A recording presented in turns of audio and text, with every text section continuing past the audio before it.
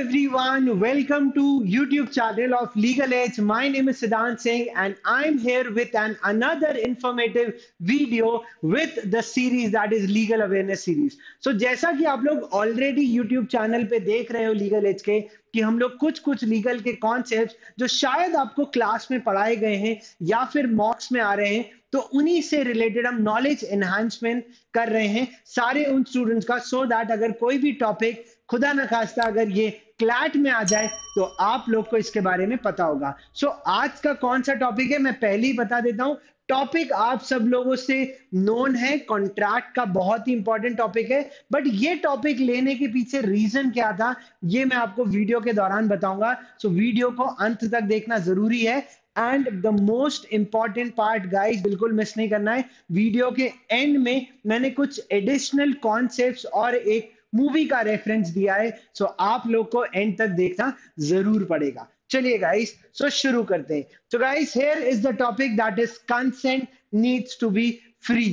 Free free free, yes absolutely भाई। अगर मैं किसी के साथ कॉन्ट्रैक्ट में एंटर कर रहा हूं तो मेरा कंसेंट फ्री होना जरूरी है। सर ये फ्री का मतलब क्या है? फ्री मतलब किसी भी प्रकार का एक्सटर्नल प्रेशर मेरे ऊपर नहीं पड़ना चाहिए, जो कि हम लोग legal maxim that is consensus ad idem से हम लोग अच्छी तरीके से समझते हैं। इसका मीनिंग आप लोग को पता होगा, there has to be meeting of minds. जो मैं कह रहा हूं वो तुम सुन रहे हो और जो तुम समझ रहे हो मैं वही कह रहा हूं। मतलब अगर मैं आपको बोल रहा हूं कि मैं मेरी ब्लू वाली कार आपको सेल करना चाह रहा हूं and I have multiple colours वाली कार, तो क्या आप ये समझ रहे हो कि मैं मेरी रेड वाली कार बेचना चाह रहा हूं? तो वहां कंसेंट नहीं है, मीटिंग ऑफ माइंड नहीं हो पा रहा है। दैट मीन्स मैं जो चीज आपको देने वाला हूं या मैं जिससे रिलेटेड कॉन्ट्रैक्ट बना रहा हूं, आप भी उसको उसी सेंस में समझ रहे हो कि नहीं समझ रहे हो।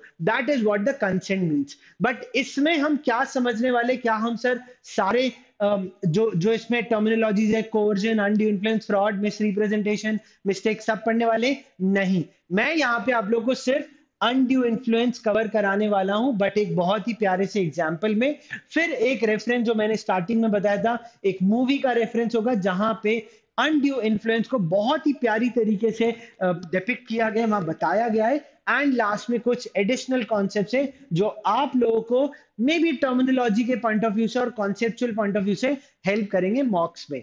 ठीक है, सो अनड्यू इन्फ्लुएंस एग्जैक्टली होता क्या है? अनड्यू इन्फ्लुएंस जब मैं आपके ऊपर या आपकी विल को इन्फ्लुएंस कर पा रहा हूं, बट कोई भी इंसान किसी दूसरे इंसान को कब इन्फ्लुएंस कर पाएगा? क्योंकि आज का समय है इन्फ्लुएंसर्स का। भाई हम किसी से इजीली तभी इन्फ्लुएंस हो पाते हैं जब सामने वाली पार्टी का मेरे ऊपर थोड़ा बहुत डोमिनेंस है। बट ये डोमिनेंस कैसे हो पाता है? जब आपके और मेरे बीच में कोई सा एक रिलेशनशिप भी एग्जिस्ट करता है। तो सर क्या ये रिलेशनशिप ब्लड रिलेशन वाला है? नहीं, इसको अक्सर हम बोलते हैं दैट इज फिड्यूशियरी रिलेशनशिप पे बेस्ड होता है। That is relationship made out of trust. तो जैसे आप लोग हम पे ट्रस्ट करते हैं, यही रिलेशनशिप की बात कर रहा हूं। बट हम आपको इन्फ्लुएंस नहीं करते, हम सिर्फ आपको चीजें बताते हैं। ठीक है, बट ये इन्फ्लुएंस कब होगा? जब कोई भी एक पार्टी आपके विल को डोमिनेंस कर सकती है, मतलब उसके पास अथॉरिटी है। जैसे अगर आप किसी कंपनी में जॉब कर रहे हो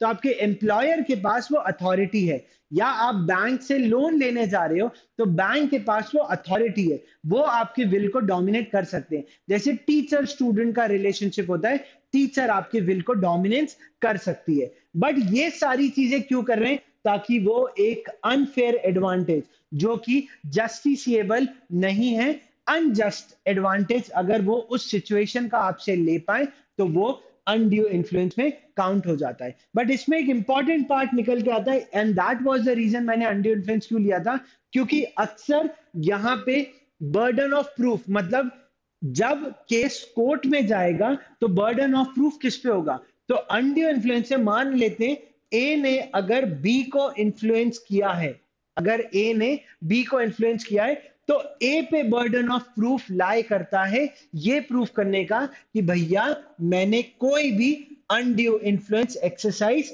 नहीं किया। ऐसा क्यों? क्योंकि लॉ मेकर्स का एक सिंपल सा व्यू है कि भाई बी तो ऑलरेडी एक गलत तरीके से इन्फ्लुएंस हो चुका है, वो क्या ही कोर्ट में केस प्रूफ कर पाएगा, इसलिए इनको प्रूफ करना है कि किसी भी प्रकार का अनड्यू इन्फ्लुएंस नहीं था। तो कॉन्सेप्ट तो समझ आ गया। अब ये रहा एक example. Yes, we have Guruji over here, and Guruji के बहुत सारे भक्त जो उनके डिवोटीज हैं। सो गाइस, अक्सर ये देखा गया है, मैं यहाँ पे किसी भी रिलीजन ट्रेडिशन को हाईलाइट नहीं कर रहा हूं, बट अक्सर ये देखा गया है, प्रैक्टिकलिटी में भी देखा गया है, बहुत सारे ऐसे बाबा लोग हैं जो अपने भक्तों को अपने बेनिफिट के लिए इन्फ्लुएंस कर लेते हैं। तो अपन एक एग्जांपल लेते हैं, जैसे ये गुरुजी है, गुरुजी ने इन भक्त को बोला कि तुम्हारे पास जो एक प्रॉपर्टी है, अगर ये तुम मुझे दे दोगे एज अ गिफ्ट, अगर तुम मुझे ये प्रॉपर्टी एज अ गिफ्ट दे दोगे, तो तुम्हें तुम्हें निर्वाणा अचीव होगा, मतलब तुम्हें जीवन में अभी ही मोक्ष मिल जाएगा, तुम अमर रहोगे। अगर ऐसा, जो उनके भक्त हैं, तो भक्त तो दैट मींस फॉलोअर्स, ये इजीली इन्फ्लुएंस हो सकते हैं। बट यहां पे इनका क्या इंटेंशन था कि भैया मुझे तो गिफ्ट मिलने वाला है। सो इस प्रकार के गिफ्ट को कोर्ट ने वॉइड डिक्लेयर कर दिया है, क्योंकि यहां पे लोग भरोसा कर रहे हैं आप पे। ऐसे ही लॉयर और क्लाइंट के बीच में रिलेशनशिप होता है, डॉक्टर पेशेंट के बीच में रिलेशनशिप होता है। जब जैसे ही कोई भी अनफेयर एडवांटेज अगर ले लेता है, वहां पे अनड्यू इन्फ्लुएंस हाईलाइट हो जाता है। आई होप आप लोग को ये एग्जांपल समझ आया होगा। अब भाई मैंने पहले ही स्क्रीन पे बता दिया, बट जैसा मैंने आपको बोला था, मैंने एक मूवी का रेफरेंस लिया गया है। So here is the movie जिसका नाम था मिसेस चैटर्जी वर्सेस नॉर्वे। बड़ी ही प्यारी मूवी है, बहुत ही अच्छी तरीके से नॉर्वे के रूल्स को बताया गया है, जहां पे बच्चों को जो अपन बोलते हैं फोस्टर होम में रखा जाता है, जिनके माँ बाप नहीं होते। बट मैं इस पिक्चर का प्रचार नहीं कर रहा हूं, so it's not an advertisement guys, but मैं आपको यहाँ पे जुडिशरी बता रहा हूं कि जुडिशरी सिस्टम ने कितने प्यारी तरीके से केस को इनके फेवर में डेफिनेटली किया था। बट मैं यहाँ पे कोई भी आपको ऐसे हिडन चीज नहीं बता रहा हूं कि मैंने पिक्चर का खुलासा कर दिया। बट इस केस में एक सिचुएशन आती है, अगर आप लोग ने वो मूवी देखी होगी तो डेफिनेटली आप लोग रिलेट कर पाओगे, बट अगर मूवी नहीं देखी कोई दिक्कत नहीं, मैं आपको वहां का एक सीन बता देता हूं। तो इसमें होता क्या है, मिसेस चैटर्जी जो रियलिटी में सारिका चक्रवर्ती है, उन्होंने उनका रोल रानी मुखर्जी निभा रहे हैं, और इनके दो बच्चे होते हैं। सो सिनारियो क्या होता है कि जब ये लोग नॉर्वे में शिफ्ट शिफ्ट होते हैं, अनुरूप इनके हस्बैंड होते हैं जो इनको लेके जाते हैं वहां पे। तो नॉर्वे में जो उनकी गवर्नमेंट है, जो चाइल्ड केयर से रिलेटेड टेक केयर करते हैं, वो लोग घर पे विजिट करते हैं और ये देखते हैं कि एज पर नॉर्वे के जो रूल्स हैं, क्या माँ बाप, इंडियन फैमिली जो यहाँ आ रही है, क्या ये अच्छी तरीके से देखरेख करने के लिए रेडी है या नहीं। इसलिए वो लोग मल्टीपल टाइम विजिट करते हैं और ये देखते हैं, महीने महीने 6 महीने चेक करने के बाद जो भी उनका टाइम ड्यूरेशन होता होगा, और उस पे बेस वो आपको दे देते हैं कि हाँ भैया आप बच्चों की देखरेख करने के लिए रेडी है। बट अगर आप देखरेख नहीं करते तो उनको फॉस्टर होम में उठा के रख लिया जाता है। सो गाइस, यही सिचुएशन में मिसेस चैटर्जी पूरी तरीके से लड़ रही होती है। इस दौरान एक सिचुएशन होती है जहां पे मिसेस चैटर्जी के साथ एक ट्रीटी साइन कराया जाता है, क्योंकि इस ट्रीटी को साइन करने से पहले इसमें इंडियन गवर्नमेंट का भी इन्वॉल्वमेंट होता है, जहां पे ये इनकी हेल्प करने वाले होते हैं। बट इस ट्रीटी जैसे एक अग्रीमेंट के तौर पे साइन करने से पहले जो नॉर्वे के जुडिशियल सिस्टम में जब केस किया था, तब क्या हुआ था, तब ये डिक्लेयर हो गया था कि मिसेस चैटर्जी और इनके हस्बैंड इनकैपेसिटेट हैं अपने बच्चों की देखरेख करने के लिए। उनके पीछे उन्होंने रीजन दिया था कि ये बच्चों को अपने साथ सुलाते हैं, अपने हाथ से खाना खिलाते हैं, जो कि इंडियन ट्रेडिशन में ऑब्वियसली वी ऑल नो कि ऐसा होता है, बचपन में बिल्कुल ऐसा हुआ है। बट वो कहते हैं कि नहीं, बच्चों को स्पून से खाना खिलाना चाहिए, बच्चों को अलग सुलाना चाहिए, एंड एटसेट्रा एटसेट्रा। ये सारी चीजों के बेसिस पे वो डिक्लेयर कर देते हैं कि ये इनकैपेसिटेड है और इनकी शायद मेंटल कैपेसिटी ठीक नहीं है। तो मिसेस चैटर्जी और इनके जो हस्बैंड होते हैं, इन दोनों को बच्चों की कस्टडी नहीं मिलती। ट्रीटी साइन होने के दौरान जो मिसेस चैटर्जी के हस्बैंड होते हैं, ये साइन करने से पहले, साइन किनको करना होता है, हस्बैंड और मिसेस चैटर्जी को साइन करने से पहले। और ये ट्रीटी में होता क्या है, ट्रीटी में ये बोला होता है कि आप बच्चे किसी फोस्टर होम को दे दो, और फोस्टर होम में ये जो हस्बैंड का ब्रदर होता है, मिस अनुरूप का जो ब्रदर होता है, वो बोलते हैं कि हम उनके भाई की कस्टडी में रख देते हैं और इसको फॉस्टर बना देते हैं, ऐसा मिसेस चैटर्जी से इनके हस्बैंड बोलते हैं। बट ये ट्रीटी साइन करने से मिसेस चैटर्जी मना कर देती है कि नहीं, ये तो खुद बैचलर है, ये मेरे बच्चों की देखरेख कैसे करेगा, मैं इनकैपेसिटेड हूं तो ये भी इनकैपेसिटेड है। बट हस्बैंड आते हैं, अब आ रहा है अनड्यू इन्फ्लुएंस। हस्बैंड आते हैं मिसेस चैटर्जी के पास और अलग से ले जाते हैं और उनको समझाते हैं कि देखो, हम दोनों के बीच में तो सिचुएशन बहुत वर्स चल रही है, हम लोग बच्चों की भी देखरेख नहीं कर पा रहे और गवर्नमेंट ने भी हमारे अगेंस्ट ऐसा बोल दिया कि वी आर इनकैपेसिटेड। तो इस केस में मुझे ऐसा लगता है कि अगर हम दोनों नहीं टेक केयर कर पा रहे तो मेरे भाई के पास कस्टडी दे देते, और जैसे ही भाई के पास कस्टडी आ जाएगी, तुम तो कभी भी जाके उनसे मिल सकती हो, क्योंकि बच्चे किसी बाहर के फोस्टर होम में जाने से अच्छा तो एटलीस्ट बच्चे घर में रहेंगे ना। तो इस चीज से मिसेस चैटर्जी को ये क्या कर लेते हैं, इन्फ्लुएंस। क्या कर लेते हैं, इन्फ्लुएंस, और इन्फ्लुएंस करने पे ये ट्रीटी को साइन कर देती है। बल्कि इस ट्रीटी में एक टर्म होती है कि मिसेस चैटर्जी अपने बच्चों से बिना नॉर्वे गवर्नमेंट की परमिशन से नहीं मिल सकती, और ये बेचारी को ये चीज नहीं पता होती। और जब ये अपने बच्चों से मिलने के लिए जाती है, क्योंकि इनका भाई इंडिया रिलोकेट कर जाता है, और नॉर्वे गवर्नमेंट के जो ऑफिशियल्स होते हैं वो इनके ब्रदर को बेट देते हैं कि नॉर्वे में कुछ फोस्टर होम्स इसी तरीके से इंडियन पेरेंट्स को इनकैपेसिटेट दिखा के एक स्कैम चला रहे हैं। और इसी स्कैम का खुलासा होने से पहले वो बोलते हैं कि एक बच्चे का हम आपको 50 लाख रुपए देंगे, तो दो बच्चे का आपको 1 करोड़ रुपए मिलेगा, आप तो कस्टडी ले लो। तो इनका यहाँ पे एक नेगेटिव इंटेंट होता है जो ये अपने ब्रदर को बताते हैं, और ब्रदर इनको इन्फ्लुएंस कर लेते हैं और पूरा पैसा और बच्चे अपने पास रख लेते हैं। And she kept on struggling everywhere, and it took many years and years, if I'm not wrong 10-15 years it took, and then जाके डिसीजन होता है। और बहुत ही अच्छी तरीके से यहाँ पे, तो इस सिनेरियो में जो मैंने बताया ये मूवी का एक पार्ट है, उसमें अनड्यू इन्फ्लुएंस हुआ है, जहां पे हस्बैंड ने इनको, रानी मुखर्जी जो उस टाइम पे मिसेस चैटर्जी जो सारिका चक्रवर्ती को रोल प्ले कर रहे हैं, तो उन्होंने इन्फ्लुएंस कर लिया, ट्रीटी साइन करा ली, पर बाद में ये चीज कोर्ट में प्रूफ होती है as an undue influence. I hope आप लोग को इसमें मजा आया होगा। बट अब कुछ एडिशनल कॉन्सेप्ट भी थे सर, आपने कुछ बात की थी एडिशनल कॉन्सेप्ट की। So guys, here we are with the concept। I think शायद आप लोगों ने इसके बारे में सुना होगा, बट मैं आप लोग को यहाँ पे एक्सप्लेन कर देता हूँ। It is talking about a doctrine that is a set of rule। Doctrine मतलब कोई सा सेट ऑफ रूल है for inequality in bargaining power.